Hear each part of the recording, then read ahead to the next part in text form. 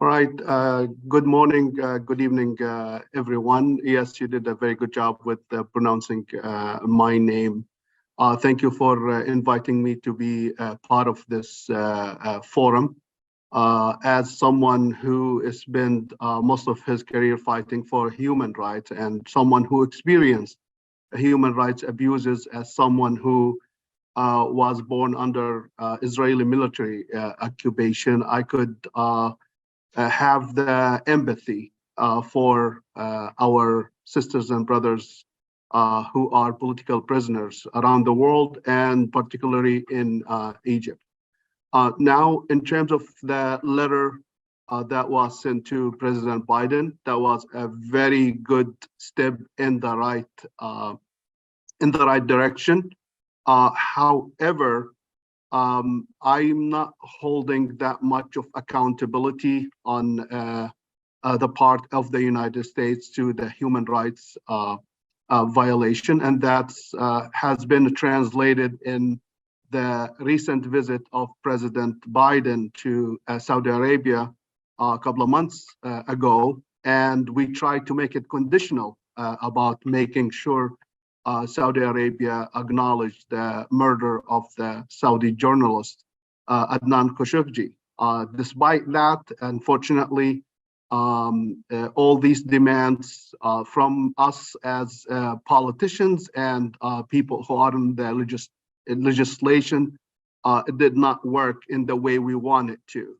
President Biden, he went to Saudi Arabia and with one thing in mind, which is securing the oil and bringing the prices of fuel down here in the United States.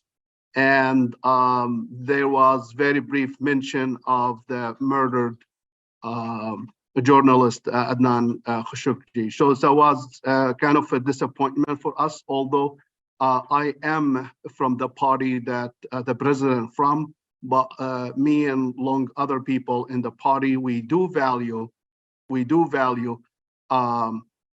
human lives, and that's part of the mission that we became part of the Democratic Party. I became involved in the Democratic Party not just to elect Democrats. I got involved in the Democratic Party to make this world a better place for everyone, including the oppressed around the world, because we are very famous as a nation that we have been going and policing a lot of other countries and lecturing them about human rights violation. However, now since the election, the midterm election here in the United States, it just ended. The results are coming out. So this is right timing for this letter. And the reason being because, as you know, these issues affect the outcome of the elections. Now, there is no worry for the Democrats, or there's no excuse for us as Democrats to say, well, let's not focus on what is going on the international arena. Having said that, it is very important for us as activists and as community builders within the Democratic Party is to partner with organizations that are in alignment with our values, because as a Democratic Party, we are the party of the people, as we claim we are not the party of the corporation as the previous administration was doing. So having said that, I hope President Biden does the right thing to move us in the right direction as a country in the United States and as a leader in the world. The content of the letter, it was very strong, and it shows so much of care about how the United States should be viewing itself and how should exert its effort and its weight as a leader in the world. As you know,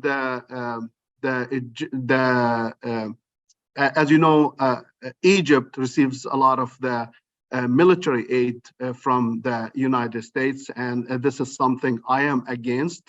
However, there's also some humanitarian aid goes to Egypt.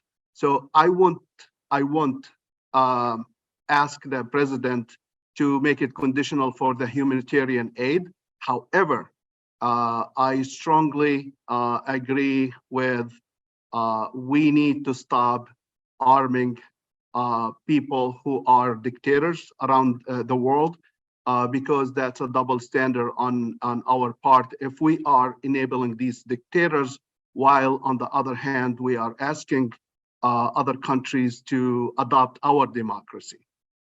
And the reason why I say our democracy, because we want everybody to go according to our measures and our frame of discourse, but that is not supposed to be. And the reason why we should let people decide on who they want to represent them as sovereign nations, and we should not intervene in any of these conflicts. However, since we house the United Nations and we have the United Nations for human rights, we should lead by example and making sure there is the dictators and the oppressive regimes, they should know that we do care about the human rights by making sure that we are not giving them a blank check.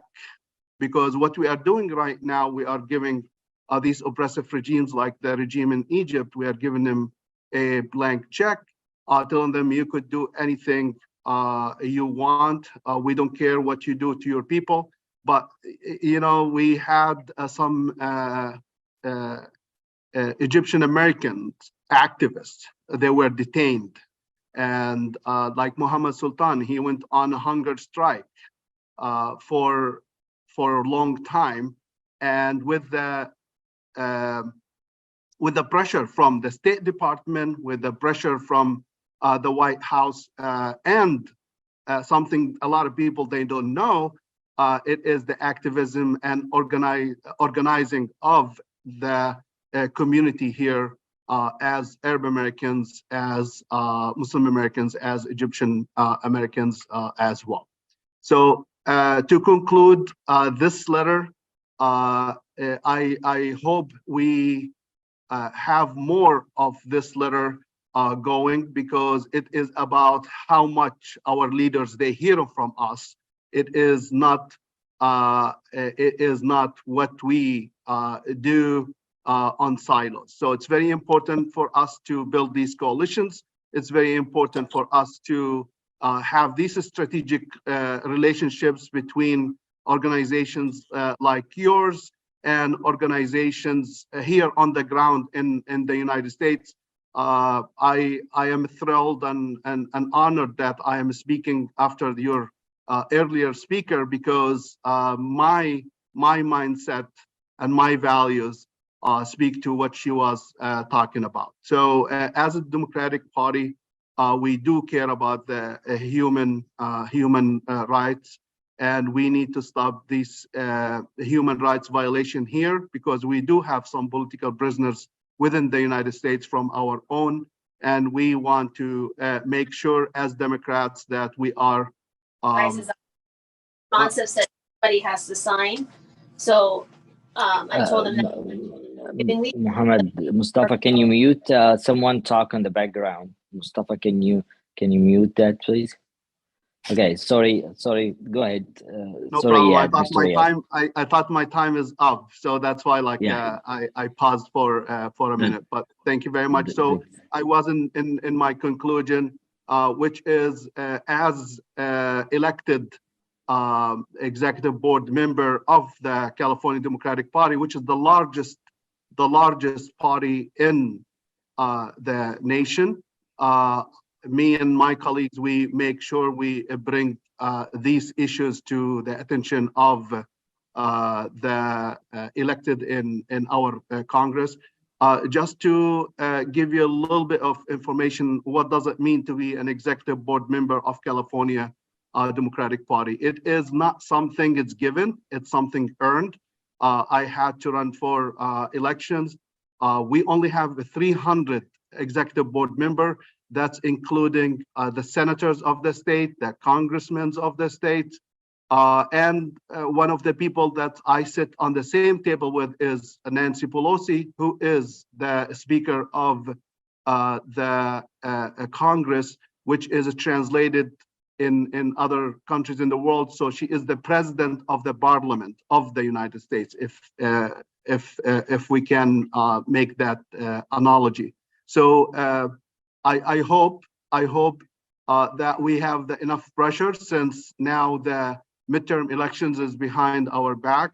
I hope that we can live to our values, and I hope that President Biden will leave a legacy as a fighter for human rights here and abroad. So far, he has been listening to us as leaders in the party. However, as you know, there's always a pressure from the outside lobbying entities who try to influence the direction that we are going. It is a tough battle. The struggle continues, and human rights are on my mind all the time.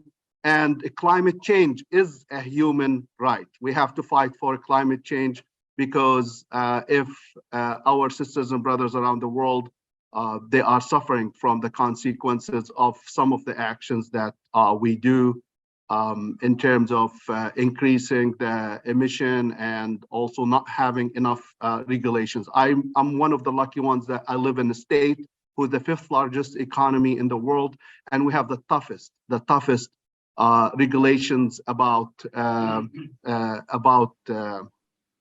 climate change and going towards the renewable energy.